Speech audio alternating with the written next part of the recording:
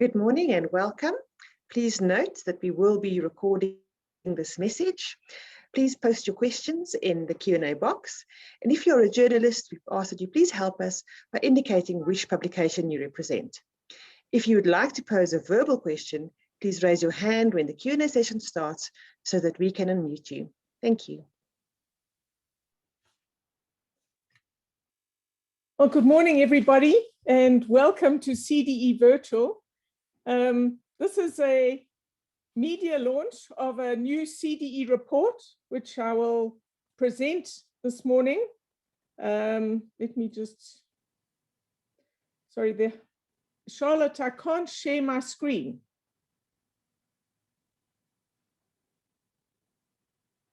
Just, what's happening? Try now.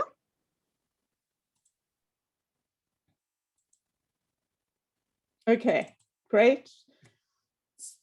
Slideshow, it's just, oh, it's slow.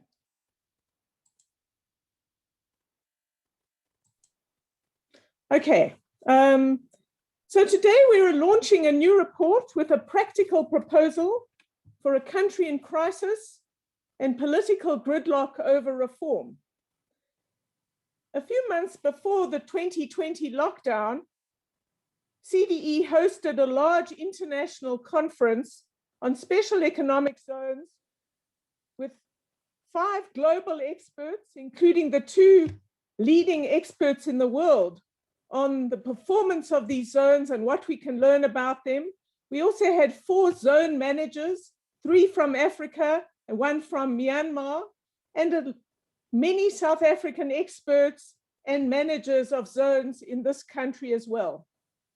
In January 2020, we launched a major new report on unemployment in South Africa. It was called 10 million and rising, and what the country had to do in order to deal with this jobs bloodbath. As you know, things are even worse now when it comes to unemployment. So today's report deals with both of these issues and considerable analysis and work that CDE has been doing on all of these questions. I'm going to present for about 25-30 minutes, and then we'll be happy to take questions from the media and, if we have time, from anyone else on this call. So let's start with the headlines. In the international experience is pretty clear, most economic zones around the world fail. The South African SEZ program has had limited impact at high cost, and it's not sufficiently special. The CDE proposal today is for a reform zone focused on labor-intensive exports. We think this could be a way for South Africa to test if this country can follow other success stories in Asia and elsewhere and attract new investors for this kind of activity. Our last headline is that there's growing support for this idea way beyond CDE. So I'm going to talk first about what do we know about successful zones and why most fail. I'll put forward the idea that South Africa should use SEZs as reform zones, and then our detailed proposal for a new special economic zone in this country. So most successful zones are platforms for accelerated integration into global trade. They combine foreign technology and know-how with local labor. And global market access vastly increases employment potential for the country. An economic zone, a special economic zone, can facilitate the transfer of relevant know-how, which spills over into the rest of the economy. But this is not really South Africa's core problem today. Our main challenge is jobs among young and inexperienced workers who are unskilled And we need a special zone that deals with this. Now, in an uncompetitive economy, a zone must deal with the key barriers to investment. It's a geographic area where you can try and change the environment for investors to make it much more attractive. And that's what we mean by saying the zone actually has to be special compared to the rest of the economy. Now, much as we would want it to be otherwise, putting a zone in a peripheral or declining region has hardly ever worked anywhere. The forces of agglomeration are too great to encourage investors unless you pay massive, effectively bribes, incentives for them to locate where they don't really want to be. Now, the prospects for zone success are maximized when the zone is near a port.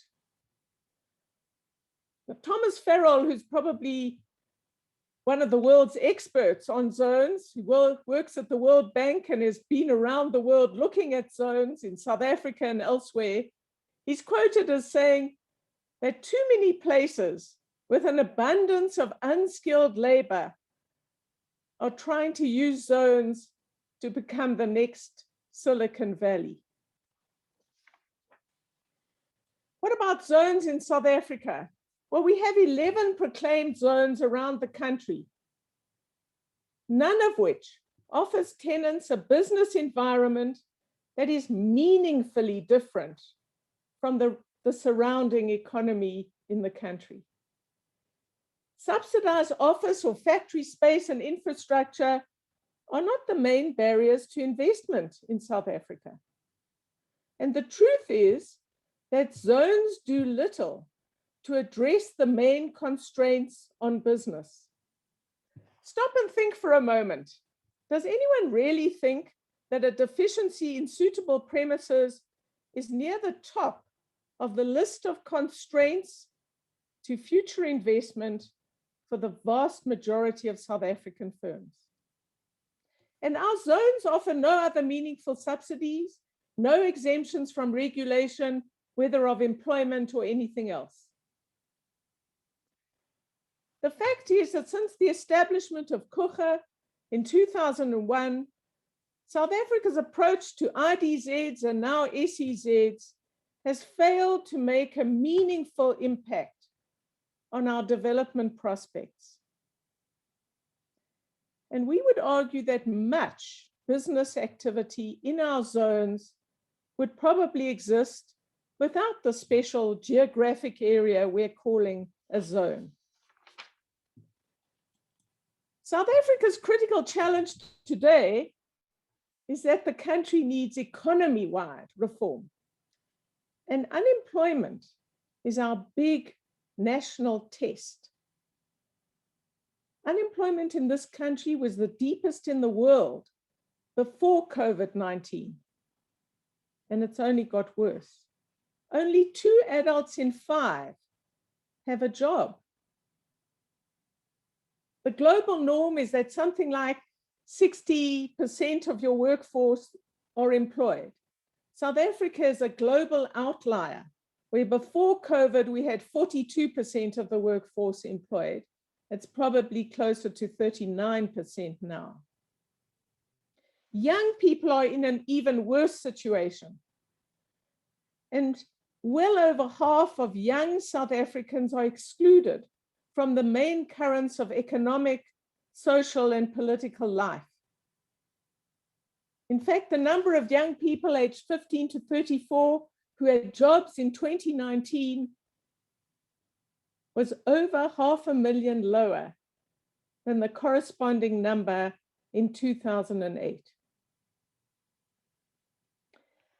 Paul Romer, Nobel Prize winner, former chief economist at the World Bank, has talked of work as school. And what he means is that many of the things that people need to be productive are only learnt in employment.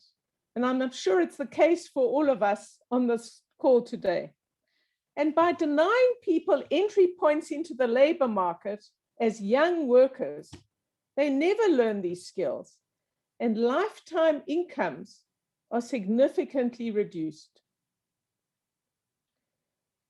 Paul Collier from Oxford University, one of the world's leading development economists, talked the other day about the fact that scale really matters.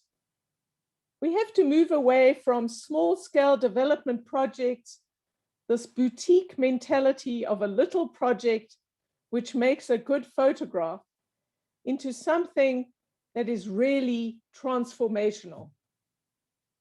And as CDE has been arguing for a long time now, the truth is that the most sustainable, the most expandable, job-generating projects we can think of are called firms. Now, the country faces a dilemma. There are more and more voices saying that labor-intensive production for the global market is the only way to create large-scale employment in this country. But we can only be competitive in a very competitive global market if the price of labor better manages the low productivity of these jobs. And this is hard to achieve in South Africa's current labor market, where we have high and rising wages, we have rising non-wage employment costs, and we have collective bargaining agreements that are extended to non-parties, normally the smaller companies and smaller firms and rural firms, non-metro firms.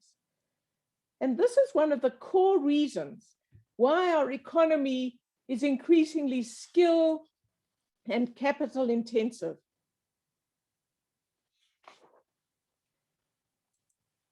Now, Paul Romer has argued for special economic zones as reform zones. He uses the example of Mauritius, where the free trade zone was an effective way to reform that economy. He also argues that most zones become protected enclaves rather than drivers of change. You can create an entrenched elite who protect the special concessions that they receive. And he says we shouldn't do concession zones, but we should look to reform zones, to reform the whole economy by trying something out in one geographic area.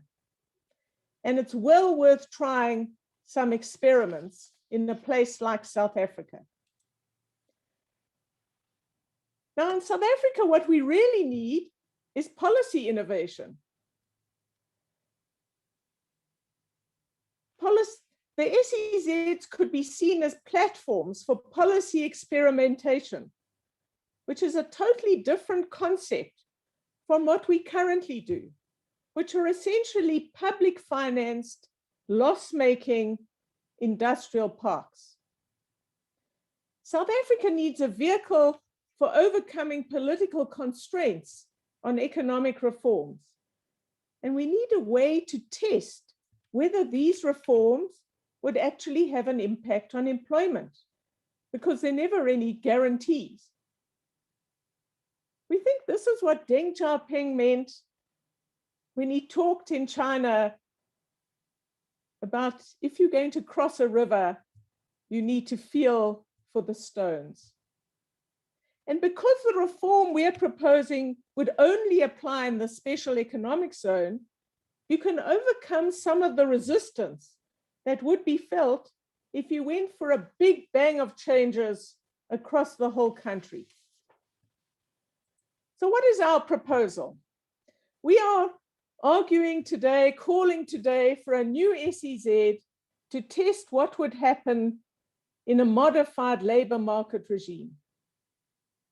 A different kind of zone with labor market rules designed for low skill production for export. This would be an experiment to see what would work in South Africa. What are the specifics? here are some of them.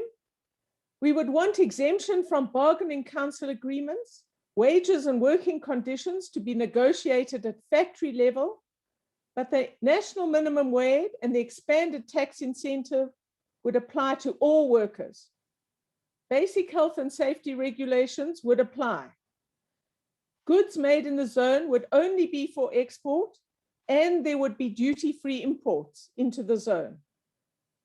Firms locating in the zone need to engage in new activities, and we need to allow foreign skilled managers into the country, into the zone, because they would have expertise South Africa has little of. How to produce at very, very low cost for very sort of low price products, and how to access global value chains for those particular products. We're suggesting that this should be at Coega, which is already a zone. Lots of your money's been spent established in the Coega zone already, so there's sunk costs, and it's in the Nelson Mandela Bay metropolitan area. There is access to a port, which is currently underutilized. There is in Nelson Mandela Bay, we have an existing industrial base and amenities, which would make it an attractive location. We have infrastructure suited to attracting international investors. There's a large workforce on the doorstep in Motherwell, and there is enormous unemployment. The highest of all the metros, currently sitting at about 42, 43% if you look at the expanded unemployment rate.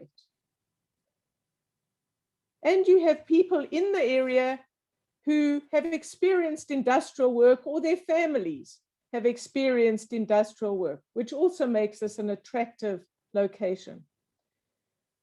We would argue that Coega has potential to be highly competitive relative to other special economic zones globally. And most importantly, minimal drain on the fiscus if we were to do this experiment there. We're not asking for any subsidies or incentives other than the employment tax incentive. Now, the CDE proposal is underpinned by two facts. The country's greatest challenge is creating jobs for millions of young, unskilled, inexperienced work seekers. And the needed policy reforms like that to do that are likely to be rejected by significant parts of the ruling alliance. That's why we sit in this gridlock.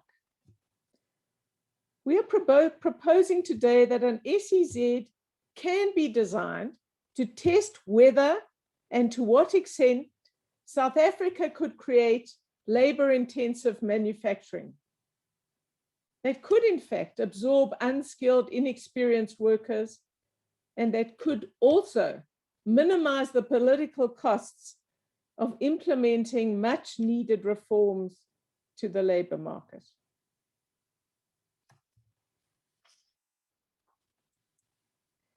So our proposed new special economic zone would really be special. It would be designed to discover if and how we can do better in the creation of low-skilled work. You could think of our proposed zone as the functional equivalent of an island off the South African coast where we can conduct this experiment. A sort of laboratory come shop window for a new approach for South Africa. Let me stop for a minute because it's all been quite technical and removed from people's lives, and emphasize that factories like the ones we hope to attract can really change people's lives.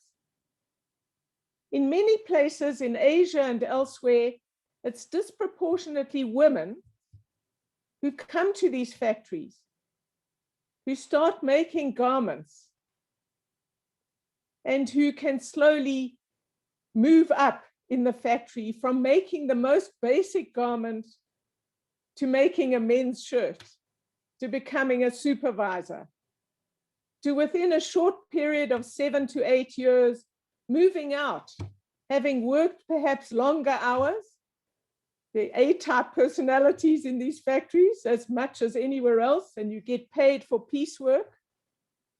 And you can use that money, which is what has happened elsewhere, where the women start to invest that money in a small little business in the city, or they go back to the rural area, but now they have resources and they're no longer under the thumb of their husband, their father, or their brother.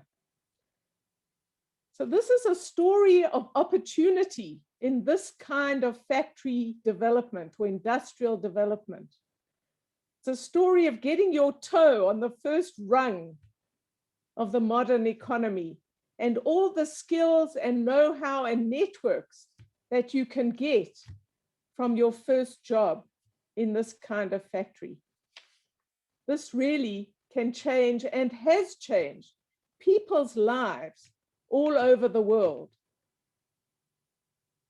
And CDE is arguing that this kind of low skill, inevitably low wage job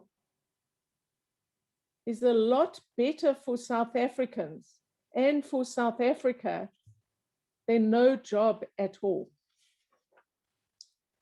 So let me pull this together. The country's debate about special economic zones has changed in the last few years. COVID-19 has been catastrophic for South Africa. We have a worsening growth situation, and our unemployment crisis is even worse than it was before COVID. We have proclaimed 11 special economic zones, but none really address the binding constraints in this economy. And they won't produce low-skilled jobs in export-oriented activities. They're not geared to do that. In fact, at the moment, they're producing very few jobs at all. Over the course of the last few years, CDE's position and our knowledge has been enriched and sharpened. I've been to Ethiopia to look at what's happening there. I've been to Washington to talk to the experts there about what's happening in Bangladesh, Vietnam, Cambodia, and many other places where you have some successful zones. We've had this workshop with the London School of Economics and the International Center for Growth, and the number of experts and zone managers who came to South Africa at the end of 2019 to share what they know with us. So our views have sharpened and grown.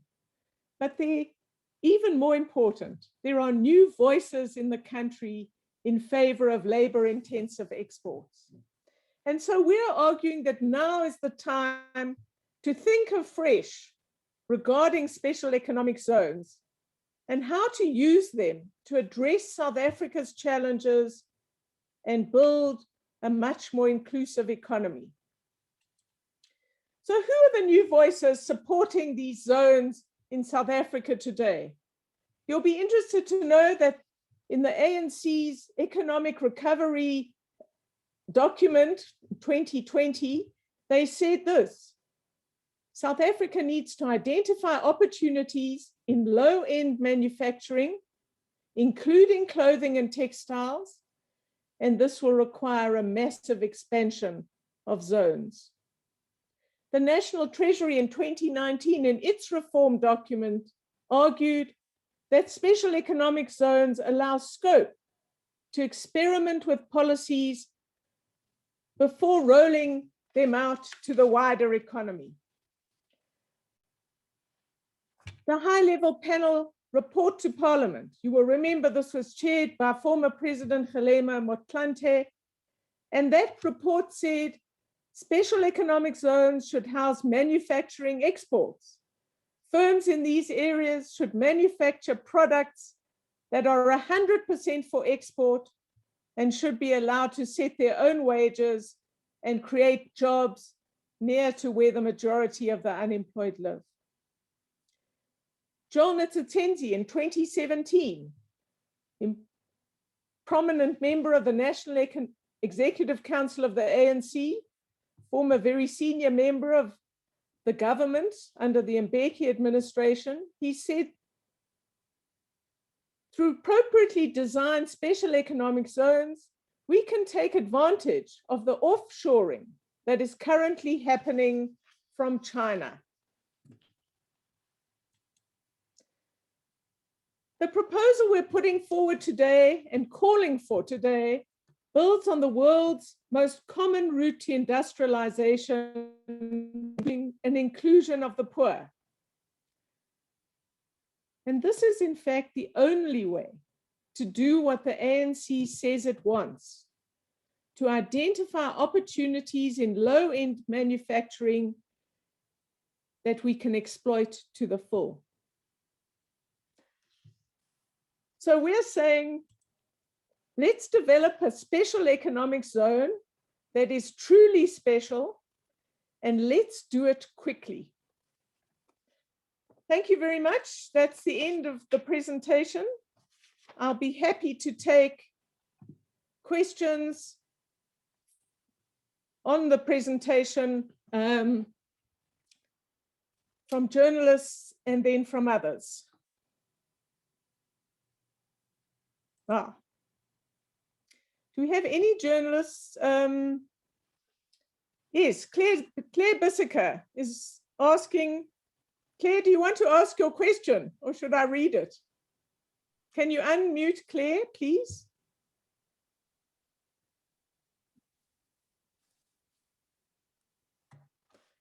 Okay, I will. Claire? I'm sorry, I've got no, can you hear me?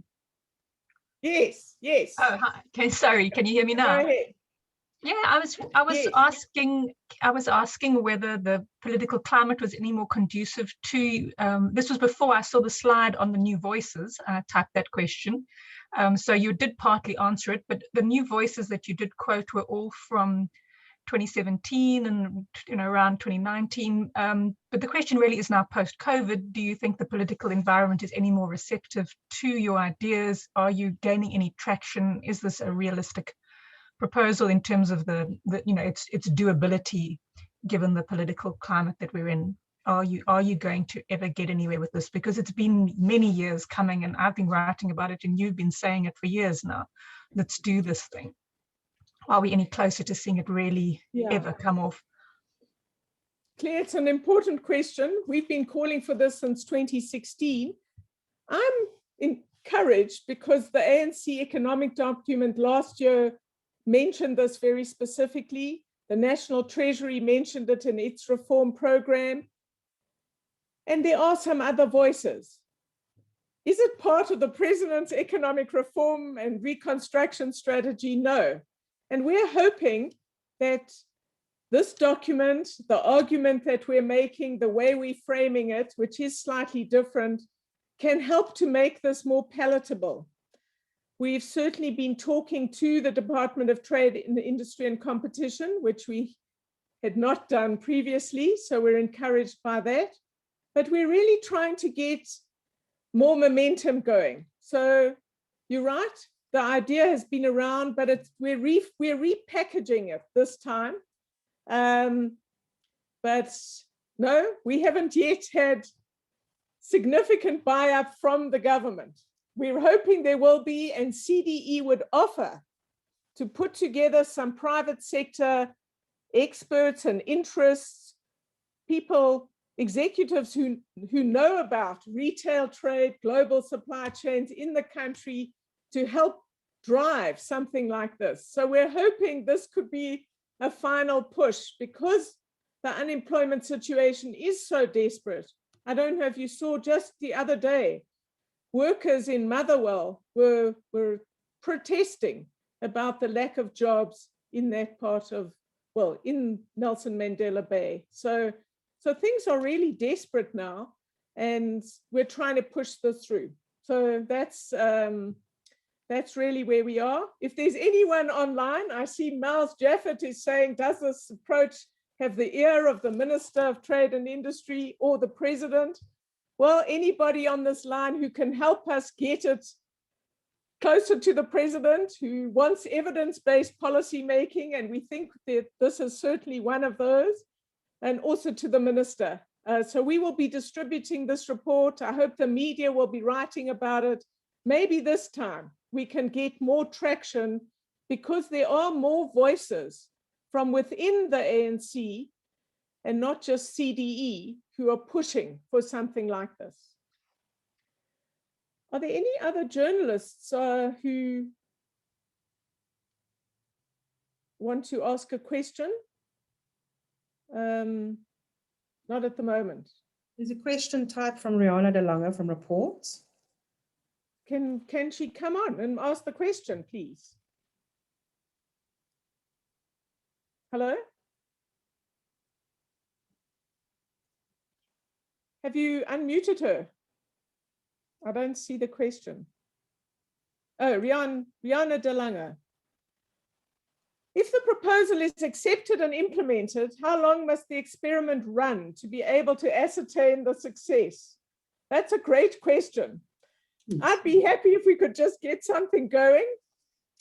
I suspect if we're right, if we could get something going and you start seeing new investors, both South African and international,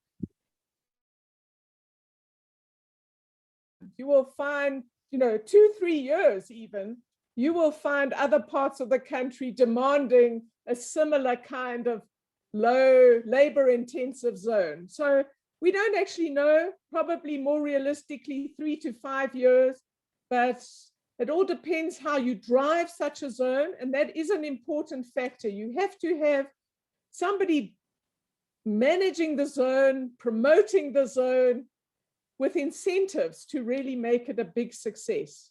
So that's a great question.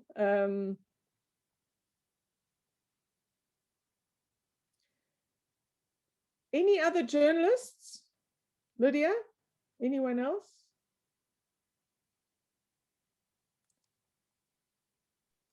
Nobody's raised their hand yet. Okay.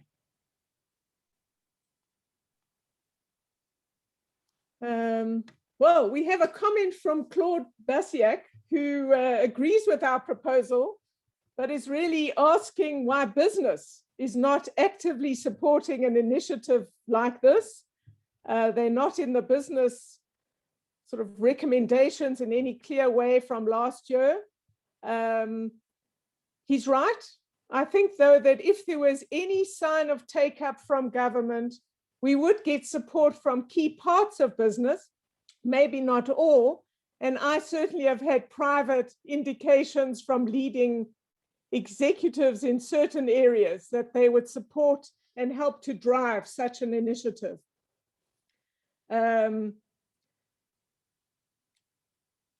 Fernandez asks, labor-intensive, low-skill industry seems to be at odds with global competitiveness. Has this worked elsewhere? Paulo, absolutely. This is how both Hong Kong and then China got going in terms of getting access to international companies' know-how and experience, and got into global supply chains. And there are many countries, not only the famous Shenzhen zone in China, but Hong Kong before that. Mauritius has been an enormous success. There are different kinds of zones in Malaysia and Costa Rica, Bangladesh now, which not only does garments, but does high-tech assembly as well, and many other places. So absolutely, has been successful elsewhere, very successful. That's the zones, but also low-skilled jobs are how the vast majority of countries have industrialized. And we need to do this. South Africa, unless you discover oil, you're not going to be an exceptional country. And I think the last 20 years in this country have shown that there is no other road to getting lots and lots of employment for people with low skills, often through no fault of their own, and with no work experience or little work experience. I see Mike Moriarty is suggesting that with the local government elections coming up in October, parties should be challenged to make special economic zones like the one CD is promoting a component of their manifestos. We're certainly up for that. Mike, Tabili, you want to come in? Yes, I just wanted to let you know Rihanna De Lange's hand is up. She'd like to ask a question. She's been unmuted. Great. Rihanna, hi. Please Hello. come in. Thank you. Can you hear me? Yes, yes. Thank you so much for allowing me another question. I was just wondering, when you refer to new activities that need to be established in such a zone, what are some of the examples that would be new to South Africa?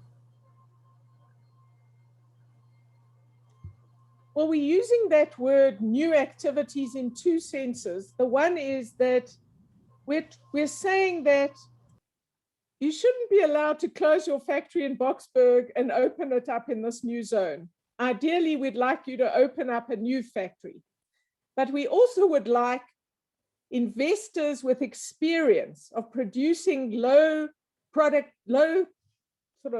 these kinds of goods, low skill jobs, low skill sort of products into the global market to come and invest in South Africa.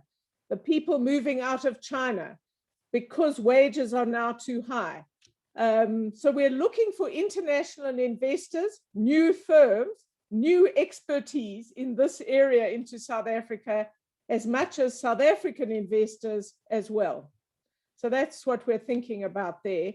And we're looking for, well, we're looking for toy assembly, for garment manufacturing, for putting together tech products, that kind of assembly. That's what's been happening elsewhere. But we'd need to see how the market responds. That's going to be the key test. And for something like this to work, we would need to get a business plan together, and the country would need to go and talk to experts in China and elsewhere about what would those investors want?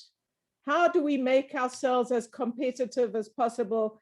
Because there's absolutely no doubt, if you look at the kinds of factories that have been set up in fairly remote parts of Ethiopia, I would much rather be in Nelson Mandela Bay. It's a much more sophisticated city with far more amenities and a pretty decent place to live if you're a manager or an investor.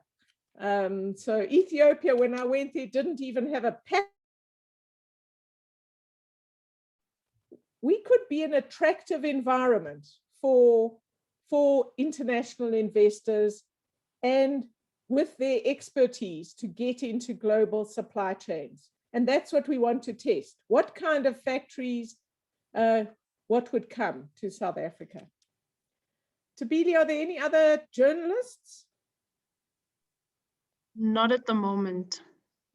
Okay. And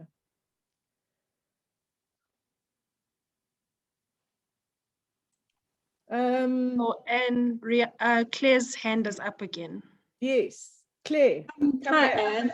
Can you hear me? I can.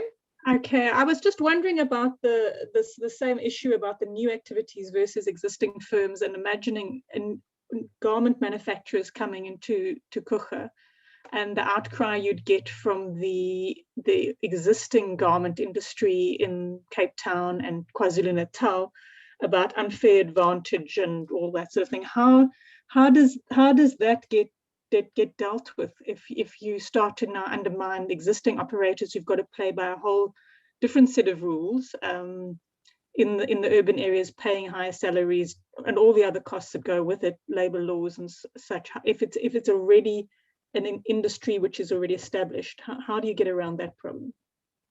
Yeah, look, that is an issue. Frankly, the more pressure there is for reform, the better, because a lot of companies have been very uncomfortable with a lot of the rules. And if you could get more pressure for that, the better. So I think that, we've already talked to people in Durban, for example, who from the city council, who when they heard this proposal said to me, we want one. Why are you only suggesting this for Nelson Mandela Bay? So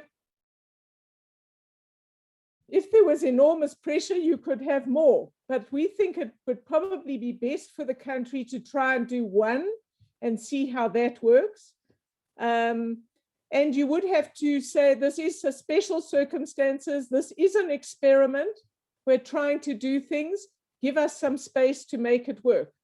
So yes, there will be vested interests that might react badly to this, but we're trying to calibrate both the reforms and the kind of zone circumstances to minimize that as much as possible. And the truth is, South Africa can carry on the way we are, which is increasing unemployment, very limited growth, and zones where it looks like it's sort of one zone, you know, one man, one zone. We're not going to get anywhere with that. If we say, let's test out if something like this can work, well, then we can talk about, as one businessman said to me, I'd like it to be throughout the townships of the Western Cape. So I think there are all sorts of possibilities, but if we have to start somewhere, and we need some recognition that it's very unlikely we're going to get this across the country, and we're suggesting let's do it in one place to try and get somewhere. And we're going to have to negotiate and find ways to deal with this. But if we just stay where we are, personally, I can't see how we get many more jobs. So this is one big reform, and it is going to involve negotiation to free up some space for a reform experiment. That's what we're asking for.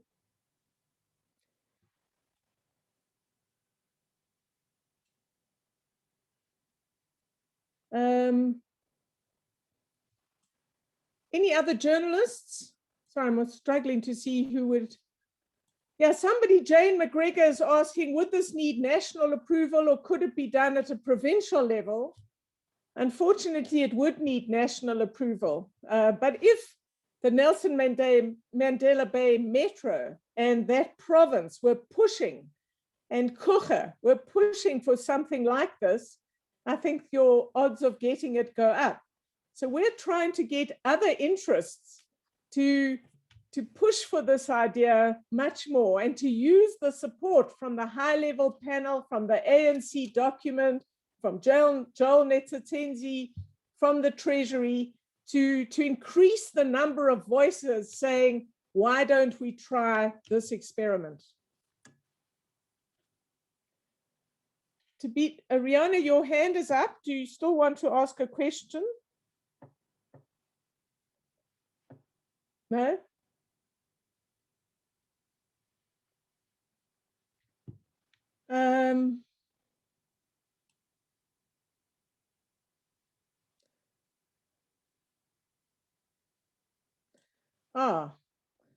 Tracy Swart asks how this proposal has the potential to undermine many human rights advances and gains made in the labor space. How would you get labor support?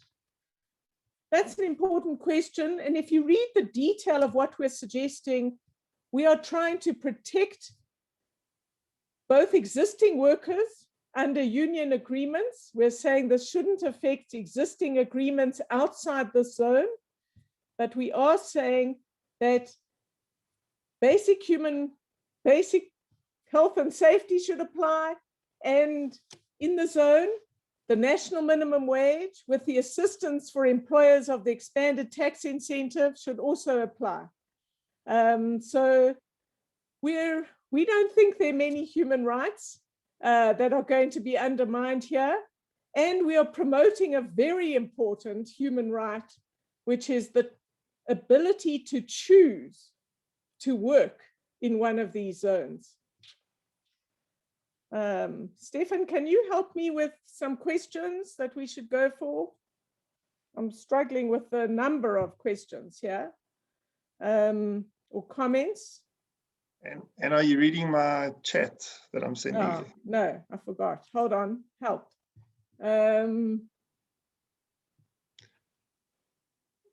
Justin Pesaki was asking about Yes. So let me just, I forgot to mention that the CDE has been talking with the DTIC Special Economic Zone unit. We organized a workshop with them late last year on zones, and they participated in our international workshop at the end of 2019. And we did brief them on a preview of this document. And I think they're going to be very interested to see what reaction there is in the media and in the rest of society, if we can get some interest going for really looking at making our special economic zones much more special along the lines we're suggesting for our proposal. Ivan Turok's asking why only one zone? Ivan, it's really, it's not an issue of principle at all. It's one of maybe we could get the space in South Africa for one zone. As I said, if you got everyone in Natal and the Durban Metro Council saying we want another zone, certainly CDE wouldn't be opposed to that. But we also can't look for too many zones in South Africa. So you need to get one going that can break into global supply chains and see what works, and then assess whether the country has the capacity to sustain more. I think it does, but so there's no principle here, but it's let's start with one, was the thinking. I'm not quite sure I understand Justin's question.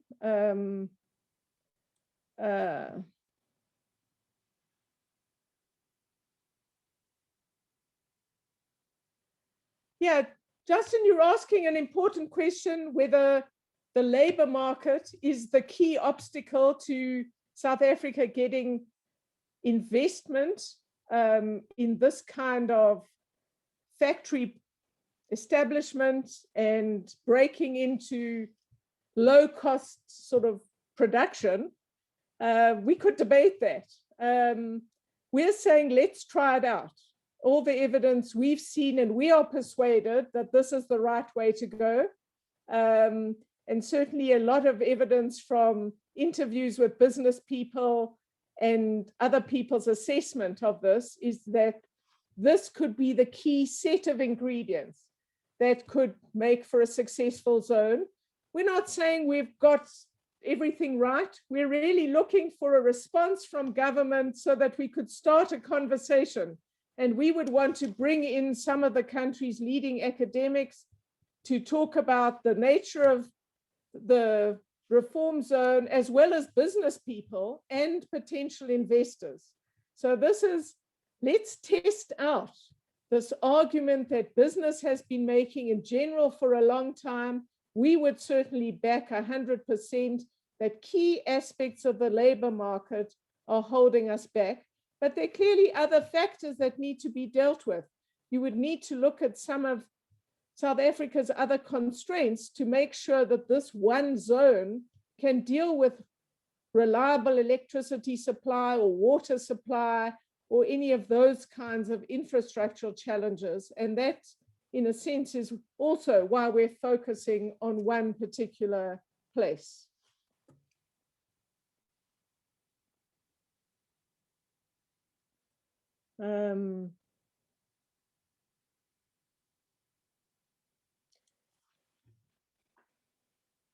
Yeah. Somebody asked if this is part of the National Development Plan review. No, not as far as we know, but perhaps today's report could lead to them being a bit bolder when it comes to labor market reform and things like that. So Angela Coppola asked, well, what if this is a good idea, what is the holdup? Policy paralysis still an issue, and what it's going to take to get going, possibly driven by the private sector, because it appears the public sector can get out of policy mode. I'm not sure I fully understand that, but you're absolutely right. We need a response from the government, from key players, to say whether it's the Nelson Mandela Bay Metro, the Eastern Cape government, or the national government to say, let's talk about something like that, the CDE proposal, let's develop something that could really make a difference. And there's a question from Peter Fabricius. Yes, hi Peter.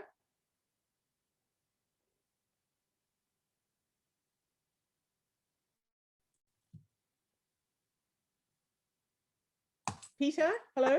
Sorry, I think I was muted. Can you hear me?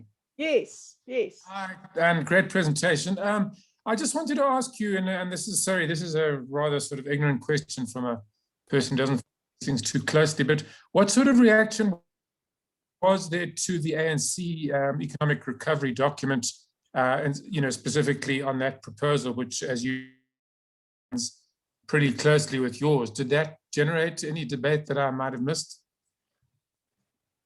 Well, not that I know of. It was obviously the document as a whole was discussed in the ANC. It doesn't seem to have had much impact into the president's economic recovery and reconstruction plan. So I'm as ignorant as you are, that we have detected nothing of that sort. So it was there, it was quite a serious proposal. We were excited to see it, but then it seemed to not get anywhere.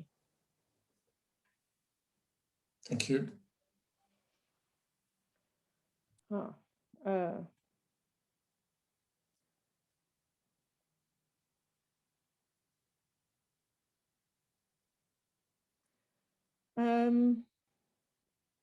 I'm not sure.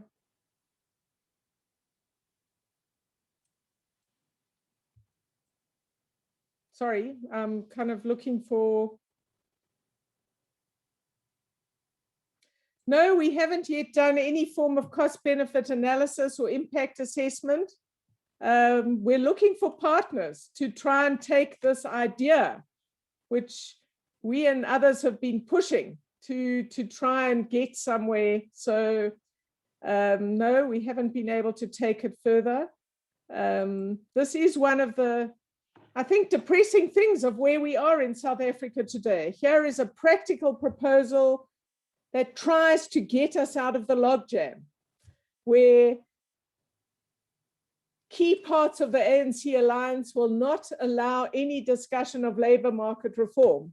And until the president and the cabinet start to govern in the national interest, we won't get anywhere. And our unemployment rates will continue to be catastrophic. And we're saying, here's a way forward, a step forward. Yes, you will have to negotiate how to do it. Yes, you will have to look at a lot more of the specifics. But without something like this, how does South Africa move forward? How do we cross the river by feeling for stones? It's worked in many other countries. We have to look beyond the existing labor force, which is getting smaller and smaller, frankly, in terms of who is employed, with larger and larger numbers who have no jobs at all. And that's the South African dilemma. We're trying to say, here is a way forward.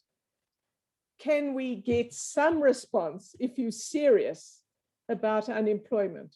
Because if we keep just doing small initiatives, training initiatives, they're all small projects, interventions. These are small.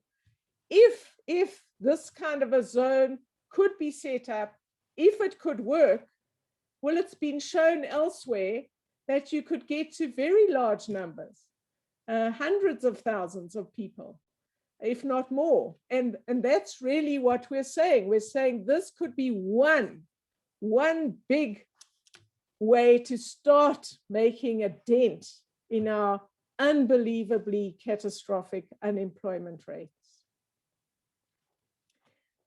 I think I'm going to, unless there's another journalist who wants to come in.